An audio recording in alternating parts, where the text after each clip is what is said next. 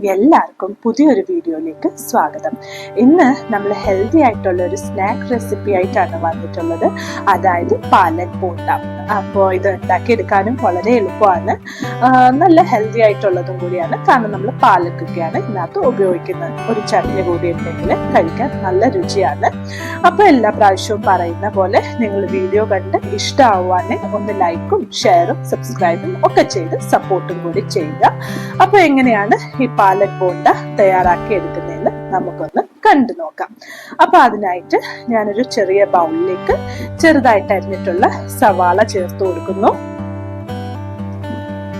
ഇനി ഇതിനകത്തേക്ക് വളരെ ചെറുതായിട്ട്, ഞാനിത് മിക്സിയിൽ അരിഞ്ഞുകൊണ്ടാണ് ഇത്രയും ചെറുതാവുന്നത്, ഇച്ചിരി വലുതായിട്ട് അരിഞ്ഞിട്ടാലും കുഴപ്പമില്ല, അരിഞ്ഞ് പാലക്കൂടി ചേർത്ത് കൊടുക്കുന്നു.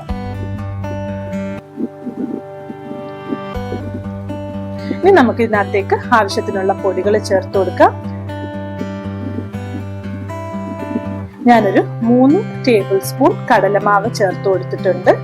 പിന്നെ ഒരു 1.5 ടേബിൾ സ്പൂൺ അരിപ്പൊടി കൂടി, അതായത് കടലമാവിന്റെ നേർപകുതി അരിപ്പൊടിയാണ് ചേർത്ത് കൊടുത്തത്. പിന്നെ നമ്മുടെ എരിവിന് ആവശ്യത്തിന് മുളക് പൊടി, പച്ചമുളകായാലും ഇട്ടാൽ മതി. പിന്നെ രുചിക്ക് ആവശ്യത്തിന് ഉപ്പ് കൂടി ചേർത്ത് കൊടുക്കുക. ഒരല്പം മഞ്ഞൾപ്പൊടി കൂടി ചേർത്ത് എല്ലാം കൂടി നന്നായിട്ടൊന്ന് ഇളക്കി യോജിപ്പിച്ചെടുക്കുക. പ്രത്യേകിച്ച് വെള്ളമൊന്നും ഒഴിക്കണ്ട, അപ്പൊ അങ്ങ് വെള്ളം പോലെ ആയി പോവും. ഈ ചീരയുടെ നനവ് വെച്ച് തന്നെ എല്ലാം കൂടെ നന്നായിട്ട് മിക്സ് ചെയ്ത് എടുക്കണം.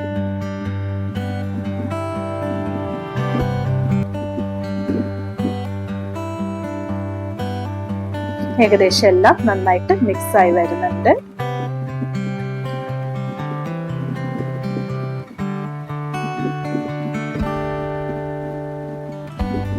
എല്ലാം നന്നായിട്ട് മിക്സ് ആയി. ഒരല്പം വെള്ളാംശം എനിക്ക് തോന്നിയുണ്ട്, ഞാൻ ഒരല്പം കടലമാവ് കൂടി ചേർത്ത് കൊടുക്കാണ്. എന്നിട്ട് പിന്നെ അതെല്ലാം കൂടെ നന്നായിട്ട് ഇളക്കിയൊന്ന് യോജിപ്പിച്ചെടുക്കുക.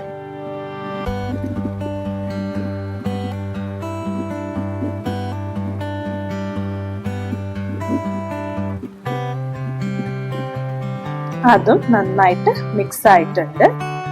ഇനി ഞാനൊരു കടായിലേക്ക് ഒരല്പം എണ്ണ നന്നായിട്ട് ചൂടാവാൻ വെച്ചിട്ടുണ്ട്. എണ്ണ നന്നായി ഒന്ന് ചൂടായ ശേഷം ഞാൻ കയ്യിലൊരല്പം എണ്ണ തേച്ച് നമുക്ക് ബോണ്ടയ്ക്ക് ഇഷ്ടമുള്ള ഷേപ്പിലാക്കി ഈ ചൂടായ എണ്ണയ്ക്കകത്തേക്ക് ഇട്ട് കൊടുക്കുക.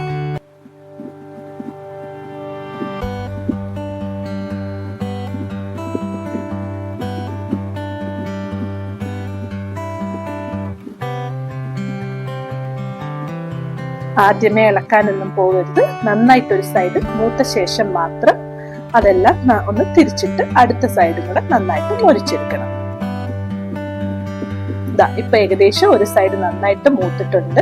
അപ്പൊ ഞാനൊരു കമ്പി വെച്ച് കുത്തി എല്ലാം തിരിച്ചിടുകയാണ്.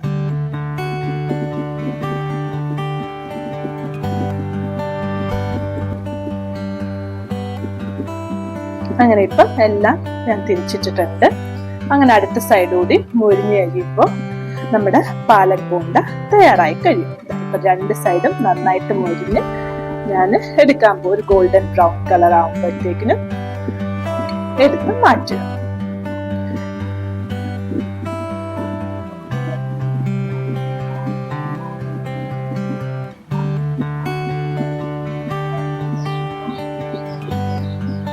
ഇനി ഇതേപോലെ തന്നെ ബാക്കിയുള്ള മാവ് കൊണ്ട് കൂടി തയ്യാറാക്കി എടുക്കുക.